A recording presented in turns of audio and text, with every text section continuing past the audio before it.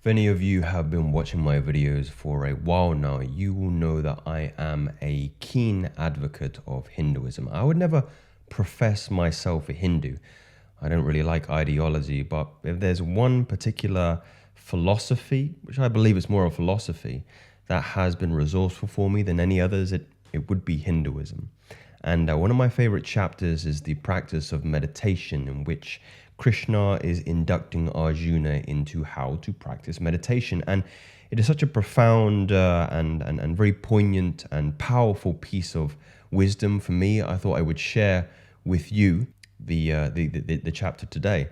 So I'm going to go straight into it. Now, people, I don't read Sanskrit. This is a particular interpretation of the Bhagavad Gita.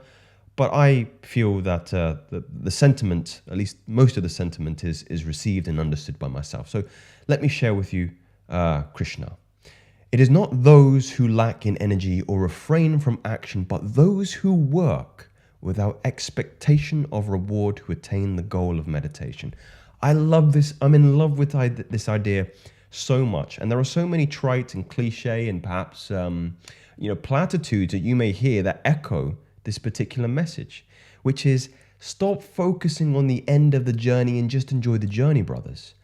That is the goal of meditation, just being present with every single moment. And if you're not, you're missing the whole point. Theirs is true renunciation. Therefore, Arjuna, you should understand that renunciation and the performance of selfless service are the same thing.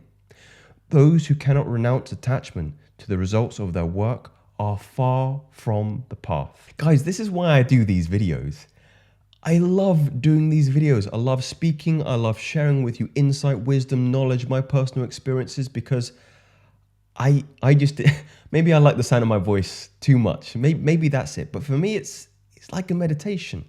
And I would implore you, if you don't have the same feeling in your occupation, in your work, in most of the things that you do every single day, you're missing the beauty of it. You're missing the presence of it.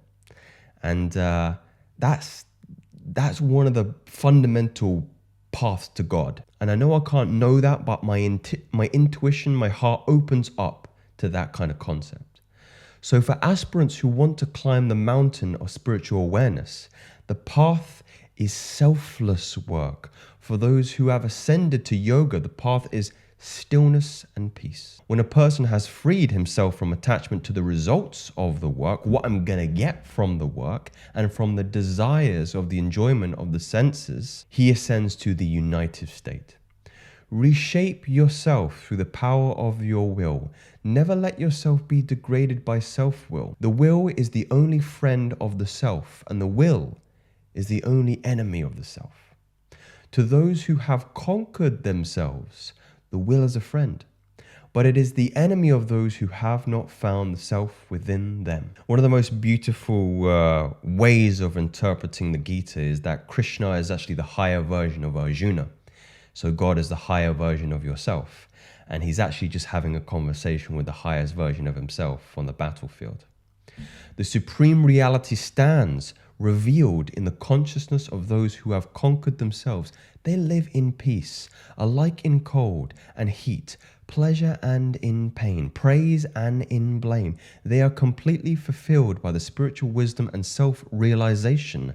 Having conquered their senses, they have climbed to the summit of human consciousness. To such people, a clod of dirt, a stone, and gold are the same. They are equally disposed to family, enemies, and friends, to those who support them and those who are hostile, to those who are good and the evil alike, because they are impartial, they rise to great heights. Those who aspire to the state of yoga should seek the self in inner solitude through meditation. In meditation, gentlemen, the self reveals itself. I pray every day, I do, but praying for me has always been an asking. Meditation has always been a listening. And I don't know about you, but I always prefer to listen to the divine than I do always ask it for things. You can hear some pretty amazing things. With the body and mind controlled, they should constantly practice one-pointedness in mind, free from expectations and attachment to material possessions. Select a clean spot, neither too high nor too low, and seat yourself firmly on a cloth, a deerskin, and kusha grass. Then once seated, strive to still your thoughts. Make your mind one-pointed in meditation, and your heart will be purified. One of the key mistakes a lot of people make in meditation is they don't set an intention prior to sitting. Meaning, I always take a piece of paper.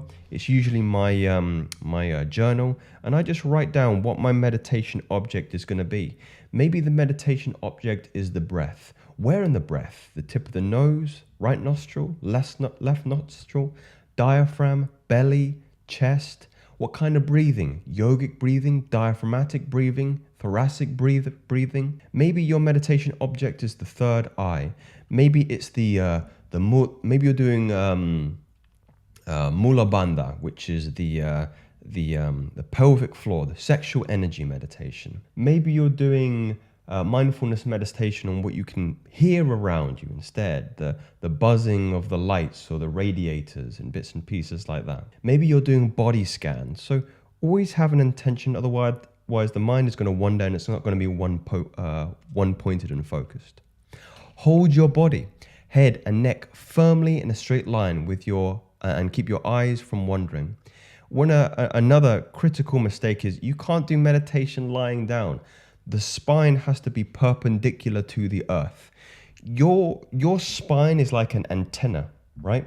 And for there to be a connection from earth, so the feet grounded in earth, and then contact to the cosmos, divine, you have to have that. You're kind of like a conduit. So you're getting, the negative charge from the earth and the positive from the top of your spine to connect with divine. You have to keep this, again, perpendicular, straight. And all desires dedicated to Brahman, controlling the mind and fixing it on me, sit in meditation with me as your only goal. With senses and mind constantly controlled through meditation, united with the self within, an aspirant attains nirvana, a state of abiding joy and peace in me. Arjuna, those who eat too much or eat too little, who sleep too much or sleep too little, will not succeed in meditation. And I think this is a big misunderstanding of Hinduism and Vedic script is people often conflate this idea of being an ascetic, meaning you have to fast for 7 days a week. You have to be in meditation for hours and hours of a day. No, it's actually the middle path. It's actually the balanced path that is going to lead you to liberation. Those who are temperate in eating and sleeping, work and recreation will come to the end of sorrow through meditation. Through constant effort, they learn to withdraw the mind from selfish cravings and absorb it within the self. Thus, they attain the state of union. When meditation is mastered, the mind is unwavering like the flame of a lamp in the windless place. In the still mind, in the depths of meditation, the self reveals itself. Beholding the self by the means of the self, an aspirant knows the joy and peace of complete fulfillment. Having attained that abiding joy beyond senses, revealed in the stilled mind, he never swerves from the eternal truth. He desires nothing else and cannot be shaken by the heaviest burden of sorrow. The practice of meditation frees one from all affliction. This is the path of yoga, the path in the middle. Follow it with determination and sustained enthusiasm. Renounce wholeheartedly all selfish desires and expectations. Use your will to control the senses, little by little. Through patience and repeated effort, the mind will become stilled in the self. It is a practice. It doesn't come easy. It doesn't come easy to me, and I've been meditating for many years now. Wherever the mind wanders, restless and diffuse in its search for satisfaction without, lead it within. Train it to rest in the self. Abiding joy comes to those who still in the mind, freeing themselves from the taint of self-will. With their consciousness unified, they become one with Brahman. The infinite joy of touching Brahman is easily attained by those who are free from the burden of evil and established within themselves. They see the self in every creature and all creation in the self. With consciousness unified through meditation, they see everything with an equal eye. You see through the illusion, you see through Maya, you see through the matrix. Know that God is like a puppet. He has his hands in all of these things. And can you recognize the puppeteer underneath underneath the mask of that person who cut you off in traffic. Recognize God is hiding underneath their face. I am ever present in those who have realized me in every creature, seeing all life as my manifestation. They are never separated from me. They worship me in the hearts of all, and all their actions proceed from me. Wherever they may live, they abide in me. When a person responds to the joys and sorrows of others as if they were his own, he has attained the highest state of spiritual union. So Arjuna replies now. That was a long lecture by Krishna there. O Krishna, the stillness of divine union which you describe is beyond my comprehension. How can the mind, which is so restless, attain lasting peace? Krishna, the mind is restless, turbulent, powerful, violent. Trying to control it is like trying to tame the wind. So one of the beautiful features of the Gita is that sense of relatability with Arjuna. We see ourselves in Arjuna. And, as he said, how do we begin to tame this animal that is the mind? And Krishna responds, it is true. It is true that the mind is restless and difficult to control, but Arjuna, it can be conquered through regular practice and detachment. Those who lack self-control will find this difficult to progress in meditation, but those who are self-controlled, striving earnestly through the right means will attain the goal. If you can see God in meditation, in all the things you do, that is the rightful path. That is the divine path. Arjuna replies, Krishna, what happens to the man who has faith but who lacks the self-control and wanders from the path, not attaining success in yoga? If a man becomes so deluded on the spiritual path, will he lose the support of both worlds like a cloud scattered in the sky? Krishna, you can dispel all doubts. Remove this doubt which binds me. What happens when we forget? What happens when we have those days when we're selfish? And we lose God.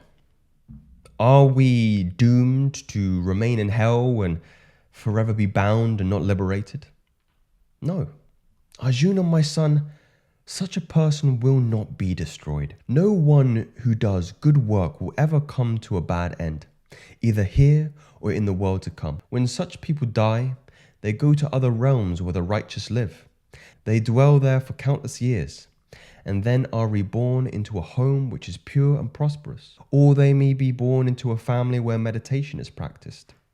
To be born into such a family is extremely rare. The wisdom they have acquired in previous lives will be reawakened, Arjuna.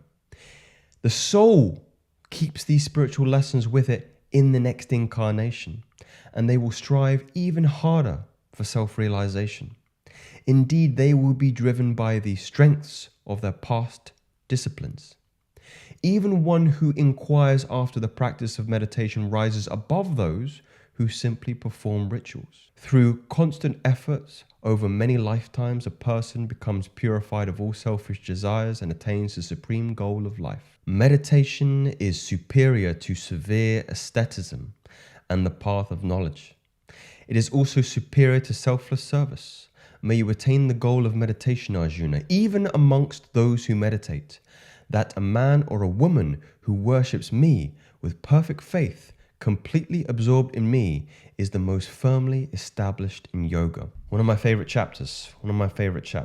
And there are many favorite chapters in the Gita. Gentlemen, do let me know if you found this valuable. If you like me to keep reciting some of these very profound spiritual lessons in the Gita, and perhaps I'll move on to other scripture. Maybe I can make this a playlist or a theme or a series, because this text may have done more for me than any other spiritual text. And these are not theories. These are cold hard facts. Speak soon.